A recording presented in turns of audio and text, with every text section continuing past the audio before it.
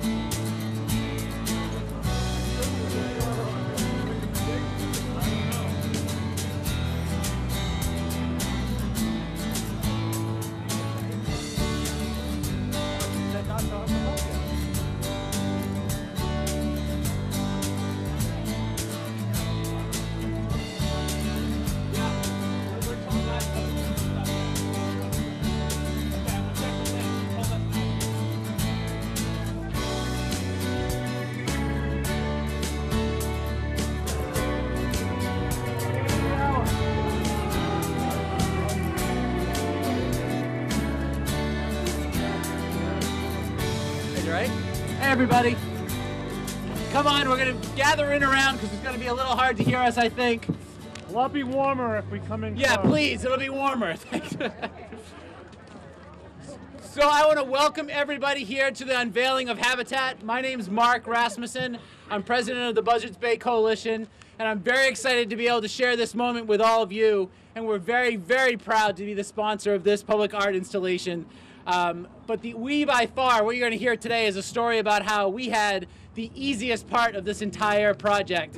Everything you're going to see today originated and flows out of John Magnon's amazing creativity. So I want John to do most of the talking today. But first I want to say a few comments. This is the second time that John has come to the Buzzards Bay Coalition with an idea for bringing art into our mission of expanding awareness about the Bay. Many of you, if you haven't seen it, check out John's sculpture on our 4th floor. Abundance was the first time we collaborated. But John came to us this time exactly the same way as John always does. Quietly, humbly, simply asking how could he do something to help us advance our mission on behalf of a clean bay. John cares so deeply about our work, about our local environment, about the people of New Bedford, and about the city's future. What you'll see today is a product of John's vision, his creativity, his coordination, and his magic. And we are all very honored to have been part of this project with him. I want to briefly, you're going to see a sculpture today which was inspired by eelgrass. So I want to say a little bit about why eelgrass, what is eelgrass, and why is it significant to be here on the side of Route 18 in New Bedford. Eelgrass is at the very foundation of the entire Buzzards Bay ecosystem. The space scallops you're eating today set on the blades of eelgrass. Blue crabs, winter flounder, most of the bay's iconic, most important species depend on eelgrass as a habitat. It is so close at hand in the bay and yet so foreign to all of us and so important. The key message about eelgrass, why bring eelgrass out of the bay and into our plaza right now is because eelgrass is declining around the bay. From Westport to New Bedford to Wareham to Woods Hole, eelgrass is down to 23% of its coverage in Buzzards Bay, and it's because of the nitrogen pollution that all of us are adding to the bay in increasing numbers every year. It's an expanding problem facing the bay. It's affecting the bay's bay scallop harvests. It's affecting all of our water clarity. If those of you were around most of the bay this August, you saw some of the most cloudy water conditions we've ever seen in Buzzards Bay. That's the nitrogen pollution problem. That is destroying eelgrass. And so for us to have the opportunity to inspire and get people to ask questions about eelgrass was part of why the Buzzards Bay Coalition wanted to have this sculpture in this location. So I want to call up John Magnin, who's going to, I hope, talk to you for a very long time about this amazing project that came about. We have so many people we want to thank, and John is going to do the lion's share of bringing up the people to thank. He will say that he had the littlest part of this project. I know he will, because that's John. And it's true that so many people touch this project. So I want to bring John up to say thank you again for this amazing gift he's given us, and to recognize the other people who are involved. So John Magnin. All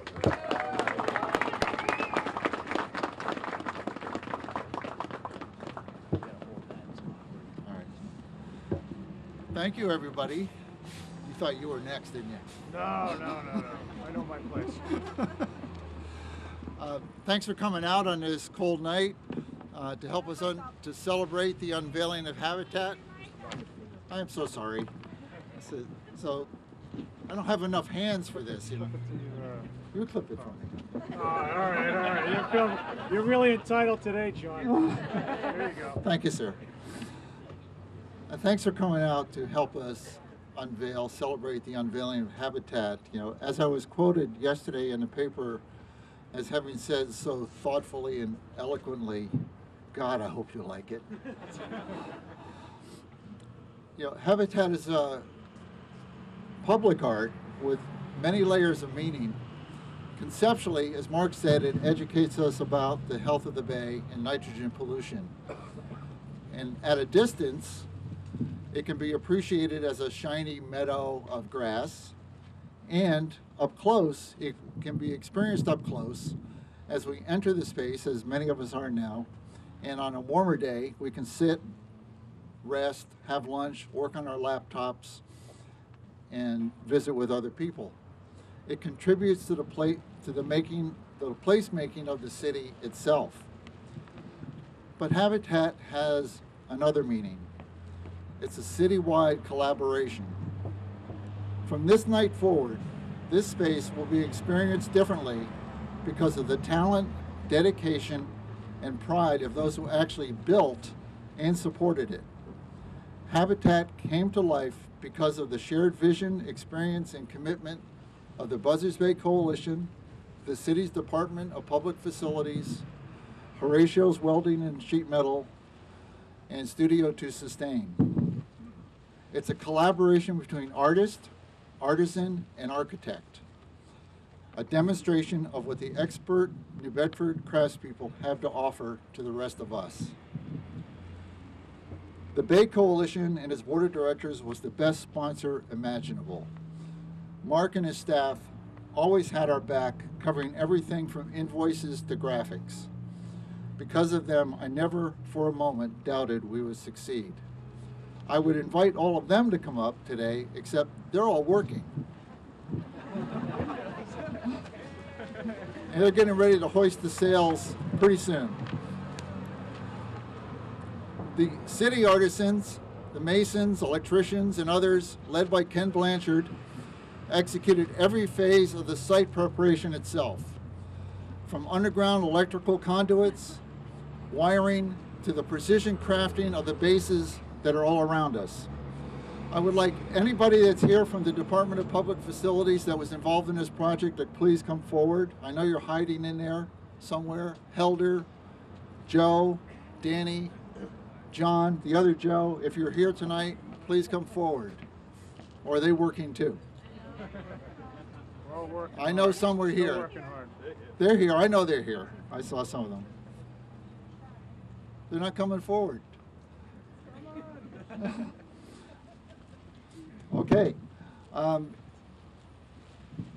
They didn't come forward, but they made a huge difference in executing our vision. They helped us realize our vision of these bases. They so beautifully hold these sculptures for us. Then, led by Mike Tavares, the artist at Horatio's Welding, crafted and assembled every piece and every blade of these sculptures, including the model that's on display on the inside. You will very soon see their exceptional craftsmanship for yourself, but I'd like you to meet them now too, if they'll come forward. Mike, this is the Horatio's team. Mike and Lenny and Danny, and Mario.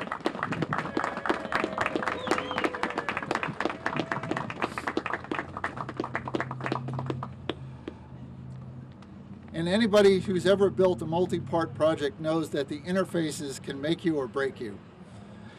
When we were facing those issues, it was architect Catherine Duff, principal at Studio to Sustain, who stepped in to do the base design drawings, specify the lighting, define the critical connections between the ground, the bases, and the sculptures. Catherine, where are you? Come on up. This is Catherine Duff.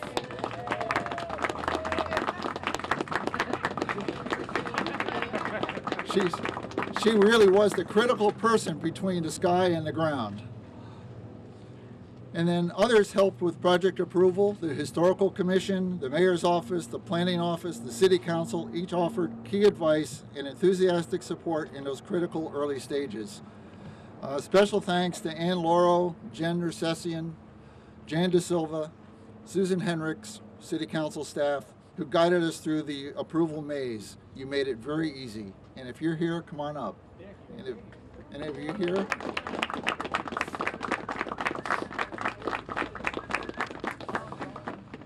And the project doesn't end tonight, and we'll go forward. Annie Jonas is creating a book about the making of habitat and the meaning of public art, with the graphic design support by Hannah Haynes, printing by Reynolds DeWalt, and using photos by Nelson Murray, who's been around here tonight.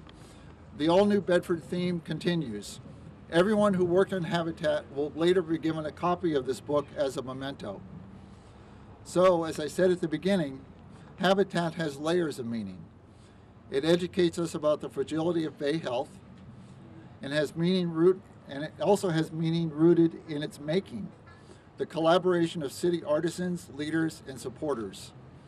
For years to come, we will remember that Habitat came about when many people from very different walks of life, but all living or working in New Bedford, came together to create public art with an educational message. Habitat is a gift. It is of, by, and for the people of New Bedford. And I thank all of those involved for all of your work, be it great or small, on this project. It made this installation possible. Working with you was both fun and a privilege. Thank you very much. Where did you put it? I can't even see it.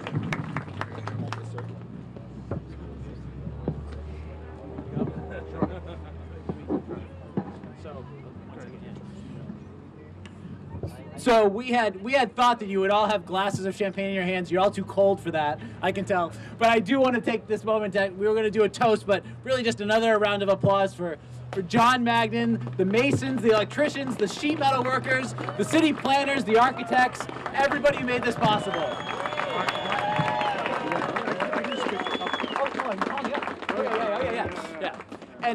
And John recognized the city, and we really do have to stop, and I want to introduce Mayor Jon Mitchell, because it is almost cultural, I think, within City Hall to help out projects like this. Every single step of the way, from planning to public facilities, everybody at City Hall said, how can we help? How can we make this happen? It is an amazing experience to be part of that and to have that kind of support from a city, and that starts at the top, and it starts with Mayor Jon Mitchell. We're very happy to have him here tonight. So everybody, welcome Jon Mitchell.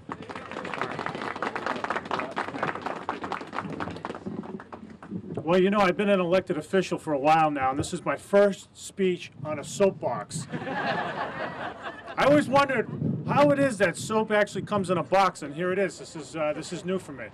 Listen, I hear chattering teeth out there, so I will be very brief. Let me say a couple things. First, great team effort here. Horatio's Welding, Catherine Duff, the City of New Bedford, DPF. I know you guys didn't want to come forward, but everybody knows you're great. Nice job. The Coalition for Buzzards Bay, my friends going back to when I was an assistant U.S. attorney working on the Buzzards Bay oil spill with these guys. It's a fantastic conservation organization. We're so proud that they're located right here in the heart of New Bedford. And let me thank most of all, and commend most of all, my friend John Magnan, who I've liked to say in the past is the ultimate left brain, right brain person. This guy, if you didn't know, some of you may know this, He used to work for the NSA tracking Soviet subs using all kinds of algorithms that none of us would understand. But he's an artist now. He's switched hemispheres, and now he's working on the other side of the brain. But this is fantastic stuff, John, and you really make us proud. Let me leave you, as you sit here in the cold, with one thought. We're working very hard as a city and as a community to revitalize ourselves. And the stuff we talk about usually are important things. And Joe Lopes is here from the City Council. City Council is lockstep with us on all these points. Better schools, absolutely. More recruitment of companies to employ people here to create good jobs, absolutely. Safer streets, absolutely. Better services, absolutely. But there's something that's not often talked about that is critical for a city to rebuild itself, to rebuild its confidence, and to attract people here, and to revitalize everything it does, and to revitalize its civic life. And that's to create great public spaces. You want people, we want people, our city government wants people to be very proud about the place they live in. My kids are here today. Actually, they're causing trouble, and they're the ones who are about to break something over there. They can't hear anything I'm saying. But I want my kids, and I'll tell them this afterward, I want my kids to be able to come down here and look at this place and say, this is really cool. I like being here. And to tell their friends, when they visit New Bedford, to come down here and say, look at this. This is what we have. I'm so proud to live here. Because if we can do that, and we can do it through great public art, which you're all about to see, then we've got something really special. And that'll attract companies, and that'll improve our schools, and all kinds of other good things will happen. And when cities can do that, they beat the suburbs hands down. You can't do stuff like this in the suburbs. You can only do it in the city, where people and businesses interact so closely together. It's creating great public spaces that means so much to a city's future. So this is great. I'm so glad that you guys, as much as the city supported you, you guys took the bull by the horns and you made it happen. And we're very proud that you did this, and we hope that this will be an example for so many others. So without any further ado, let's take a look.